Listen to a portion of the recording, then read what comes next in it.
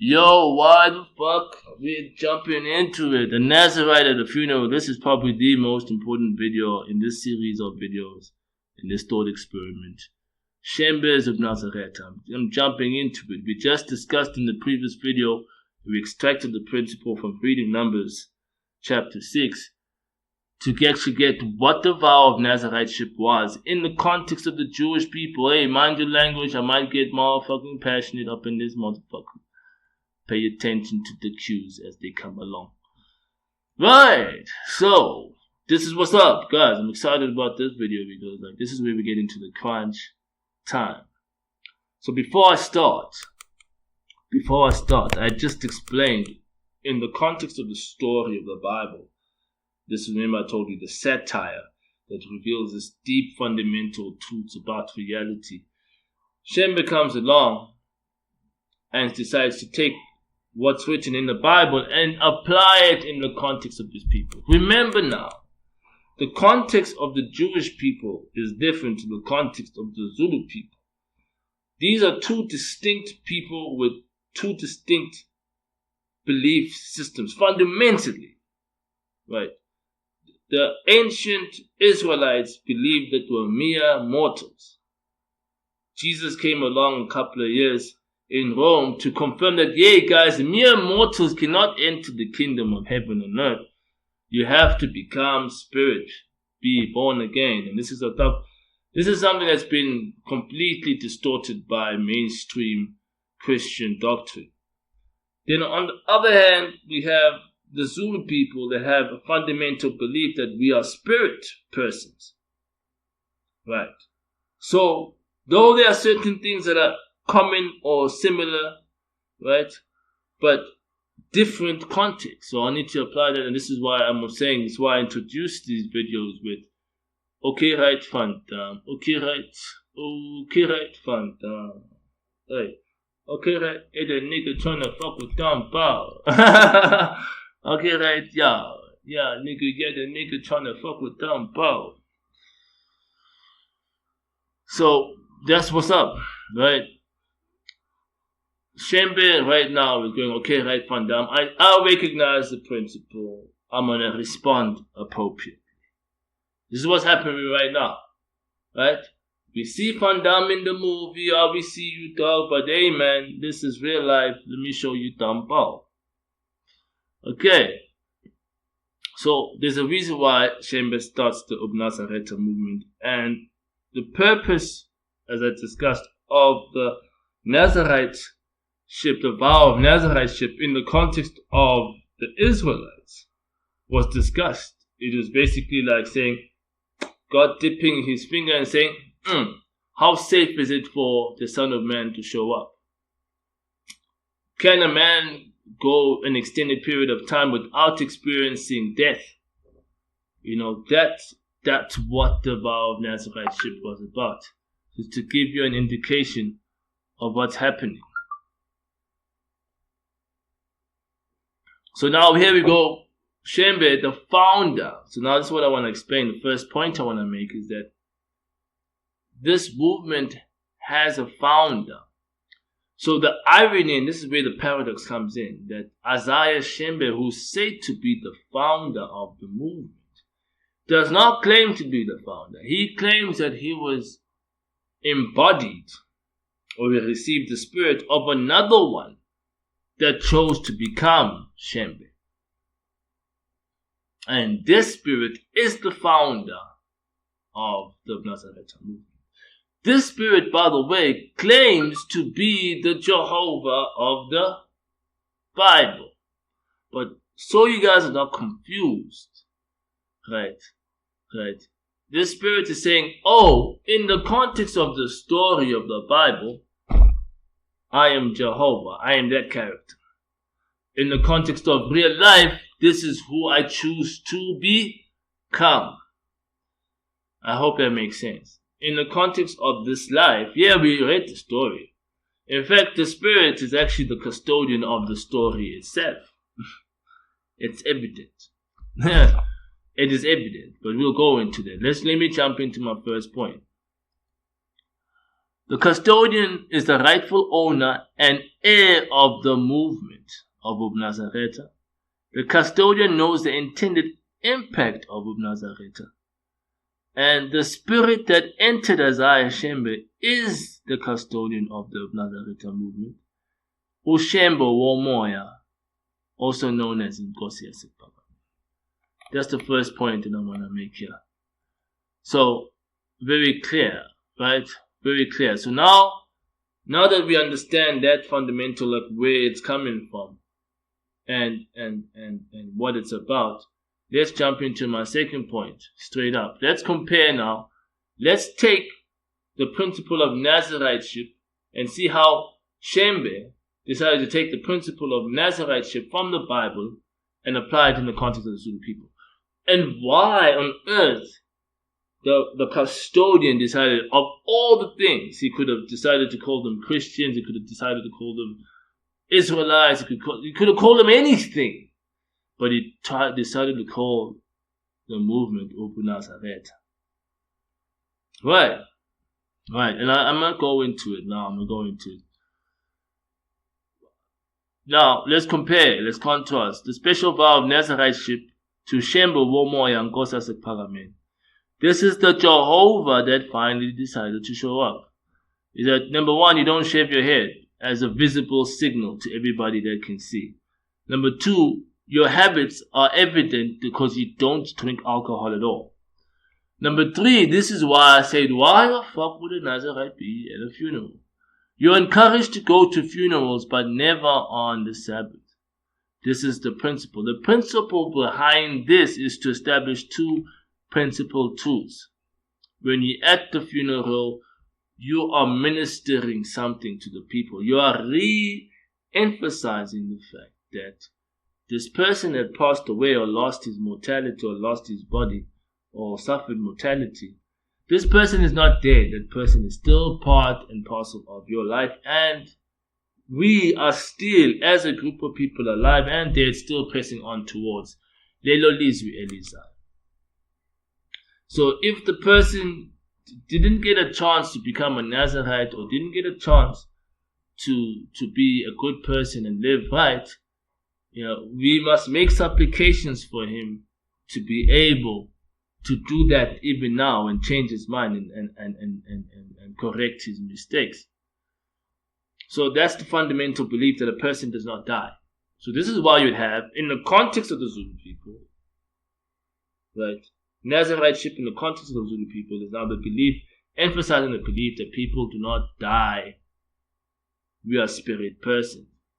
Second part of this is to obviously also emphasize the context of the resurrection. To say that because we are spirit persons, we do hope that uzovuka ethuneni.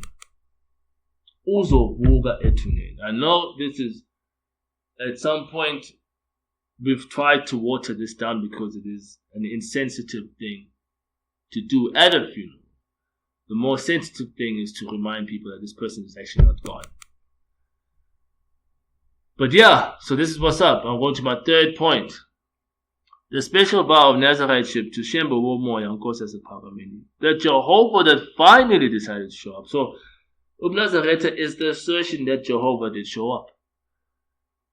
This vow is different to the one in the Bible because it's an eternal vow and a commitment. There's no start point and no end.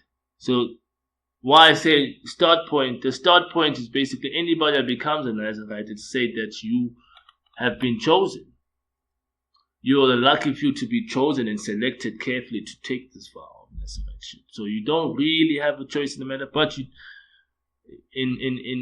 from what's evident, you do make a choice. Third point, again, what I'm saying, it is a sin to break the vow. And how you break the vow is by breaking the Sabbath and any of the spoken laws given by the custodian of Nazareth. So like I said, the mistake that some Nazareth are making is to judge the other denominations and say these guys sin by not observing the laws of Nazareth. They have not taken the special vow. You have taken the special vow as of Nazareth. You are a caretaker, but you will have your reward for it. It is not for nothing. You have taken a special vow to observe the laws that have been given to you by the founder of the movement, which has a very important intent. I want to just jump into it now. The Nazirite belongs to Shembe Womoya Nkosese Phakameni all the days of his vow of Naziriteship, and this means forever. There's one of the rituals that I have to just talk about now, where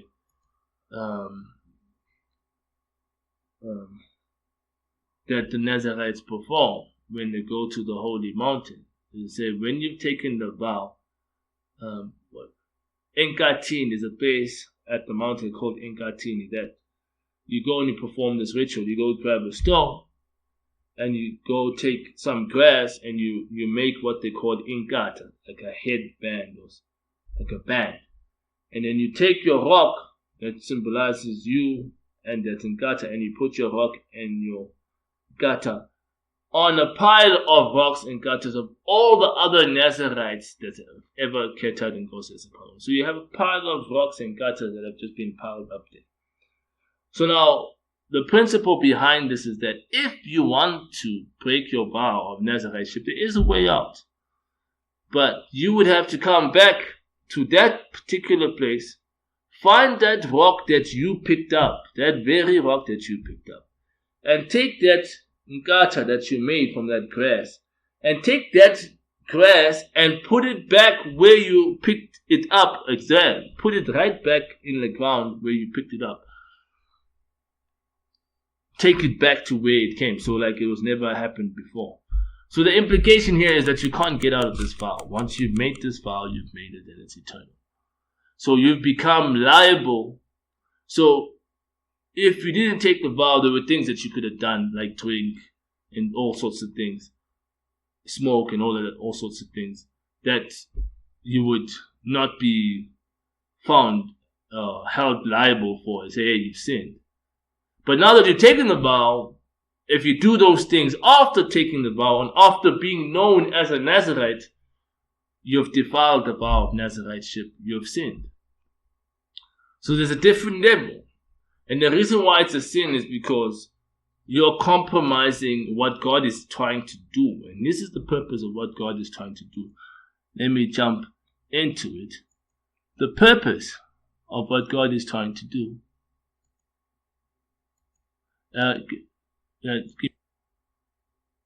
There we go.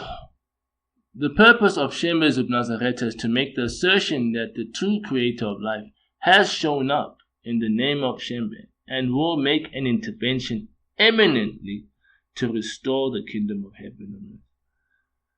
It is a social experiment that seeks to restore the integrity of African reality, which is the daily communication with their ancestors in the light of Christian indoctrination. The movement is meant to provide a facility for the true creator of life to be able to implement the kingdom of heaven. So, this is where I'm going to. If you remember what I said about the purpose of the vow of Naziriteship in the context of the Jews, doing an acid test, is it safe for Jehovah God to show up? You know what I mean? By getting an indication of how the level of violence in the community. Right. This here is like an indication to say, UBUNAZARETHA is a social experiment saying that, hey, the true God, you've shown up to me. People believe that you've shown up, and they're ready to follow you and help you implement the kingdom of God on earth, the kingdom of heaven on earth. Here are all your followers who are ready to put their lives aside and make the sacrifices to keep this vow of Naziriteship so that they can help you implement the kingdom of heaven on earth. That is the fundamental purpose of UBUNAZARETHA. So you see the beauty of it. Why the fuck would you have a Nazirite at a funeral? Right? Different context. Right? In the context of the Zulu people, you have a Nazirite at the funeral to remind people, hey, this ain't Jehovah's Witness niggas. This person is still there. He's still alive. He's still, you can't kill Umoya. We are spirit sons. And we're still part of the everyday life process. And this is how you engage. If you want to engage with this person, come and kaniseli ban. Make supplications for them to be able to get to where they need to get to. We are all pressing on to this place that we need to get to. All of us are going to this final destination called Lelo Lizwi Elizad. Every spirit person is fighting for the right to be living, the right to be granted access to the Zulu kingdom that's going to be reestablished. So this is the vow of Naziriteship, and this is what it's about. So pay attention to why it's different to the one that is in the Bible. It is not different, it is the same in principle, but because it's applied in a different context is why you get the difference. So you gotta appreciate that the principle is the same.